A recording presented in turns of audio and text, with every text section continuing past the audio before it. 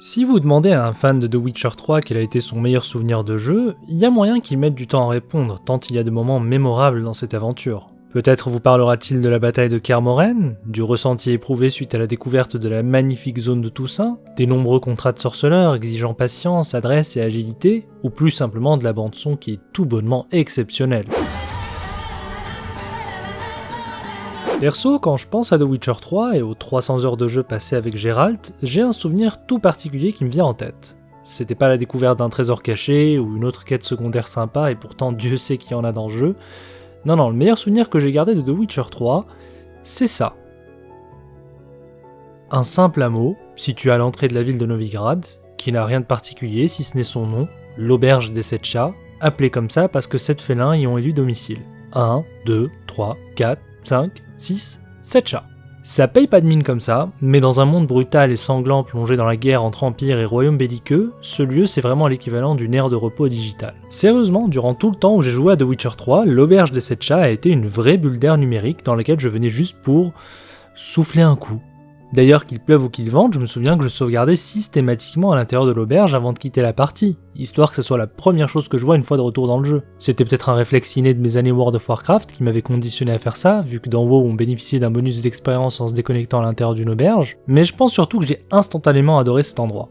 Pourtant, de prime abord, c'est pas le lieu le plus intéressant de la carte, vu qu'il se passe pas grand chose dans ce petit coin paumé de campagne. Les gens vaquent à leurs occupations sans se soucier de vous, l'aubergiste s'occupe de ses clients, les enfants jouent sur le bord de la route sans vous calculer, c'est à peine si on remarque votre présence. Et en fait, il y avait quelque chose de paradoxal dans ce moment de jeu qui, par essence, n'en était pas un.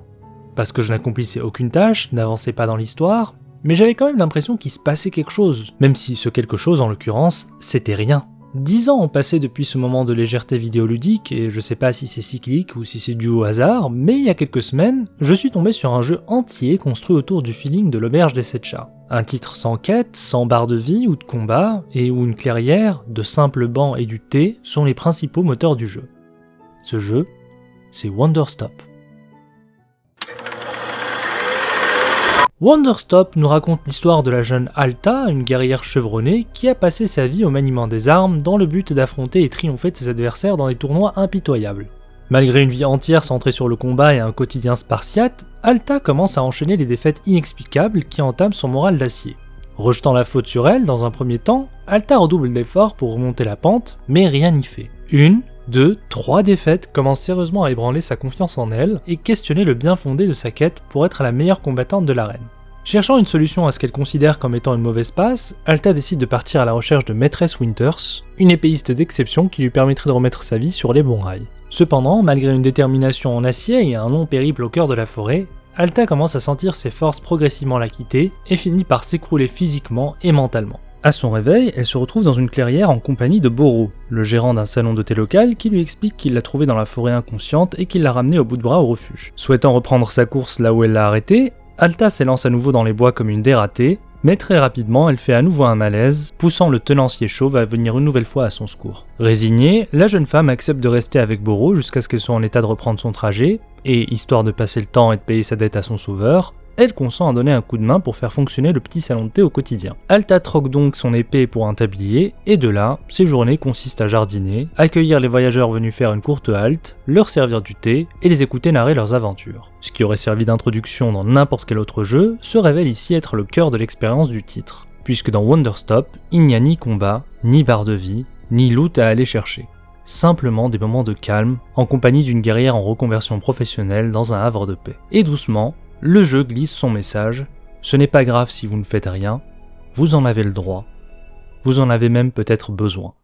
Vous l'aurez compris, il ne s'agit pas d'un énième cozy game anodin, puisqu'abstraction faite de la préparation du thé et des personnages rigolos qui croisent notre chemin à l'occasion, Wanderstop c'est avant tout l'histoire de quelqu'un qui a fini par être brisé par le culte de la performance. D'une certaine façon, et principalement parce qu'on l'incarne, Alta est la représentation de la personne qu'on est devenu après la fac ou après quelques années passées dans le monde du travail. Pris par le torrent de l'existence, on prend rarement le temps de faire le point sur notre vie puisque chaque jour est une course contre la montre. Vous n'ambitionnez peut-être pas d'être le meilleur combattant en traversant une forêt à la recherche d'un mentor, mais quelque part vous aussi êtes constamment en train de courir derrière vos projets, échéances ou autres impératifs.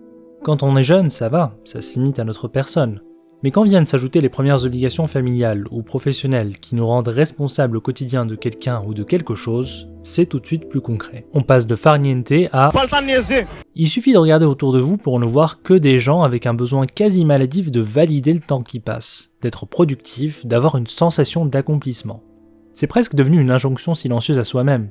Si t'as rien fait aujourd'hui, t'as perdu ta journée. Si ça concernait que la vie professionnelle, ça serait de bonne guerre de penser comme ça. Bon, à condition quand même de pas se tuer à la tâche. Encore du travail ? Mais le souci, c'est que cette mentalité productiviste se transpose même dans notre rapport au loisir et dans l'usage qu'on fait de notre temps libre. L'exemple qui me vient en tête, c'est cette personne qui va voir son groupe préféré sur scène et qui va passer les 3/4 du temps à filmer le concert depuis sa place pour finir par se retrouver avec une vidéo à la qualité médiocre, qu'elle ne reverra jamais en plus, mais qu'elle prendra quand même, histoire de rentabiliser encore plus l'expérience. Alors que la seule présence au concert se suffisait à elle-même. De la même façon, quand on se met devant un jeu vidéo, on passe beaucoup de temps à se concentrer sur les gains cumulés par rapport au temps investi.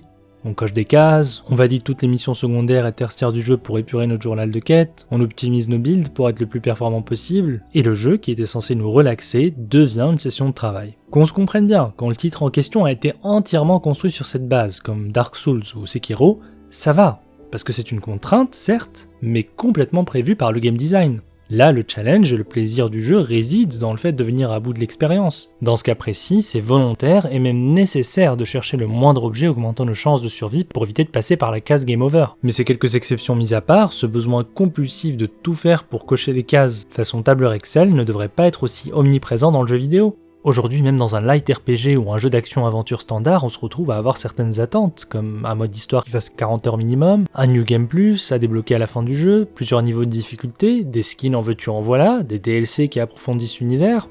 Au-delà d'en avoir pour son argent, on veut surtout sentir que le temps passé à jouer a été productif. Et c'est complètement idiot comme raisonnement. Vous n'avez pas besoin de jouer plus pour jouer mieux.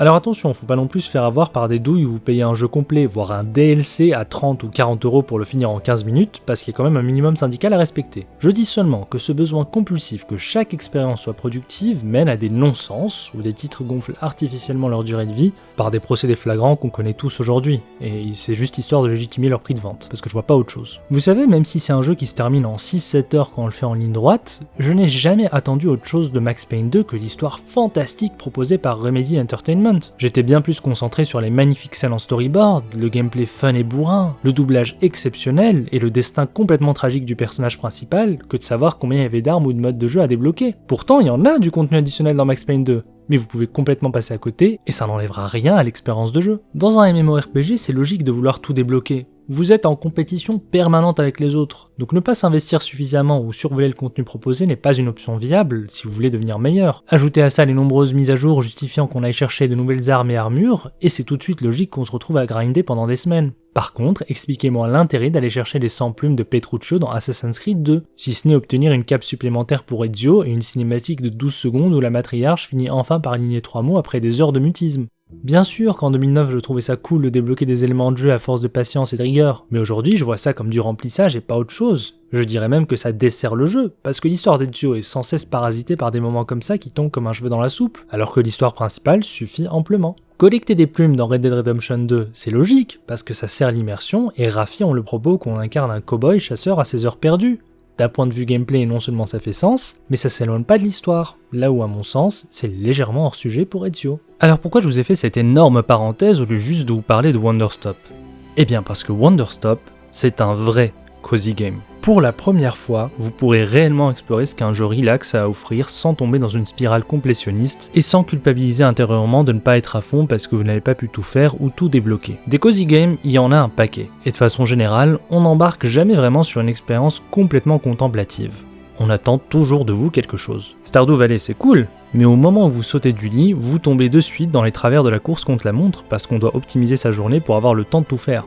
Désherber, planter, récolter, sociabiliser, s'entraîner, pêcher. On remplace juste métro boulot dodo par tracto, agro, coco. Idem pour les autres jeux où on gère un restaurant ou un business et qu'on nous vend en mode relax, alors que c'est du jeu de gestion basique proprement marketé comme un jeu feel good pour faire passer la pilule. Bien sûr, Wonderstop n'est pas le seul et unique bon cozy game au monde.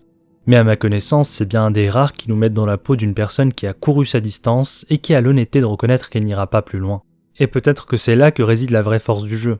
Il ne révolutionne rien dans ce qu'il dit, ce n'est pas un pamphlet ni un manifeste. Wonderstop, c'est juste une pause. Une vraie, pour le coup, parce qu'elle ne sert pas de prélude à d'autres aventures épiques. Un simple moment de sincérité où on n'attend rien de vous, si ce n'est de vous accueillir dans une bulle, isolée du marasme du monde extérieur et du temps.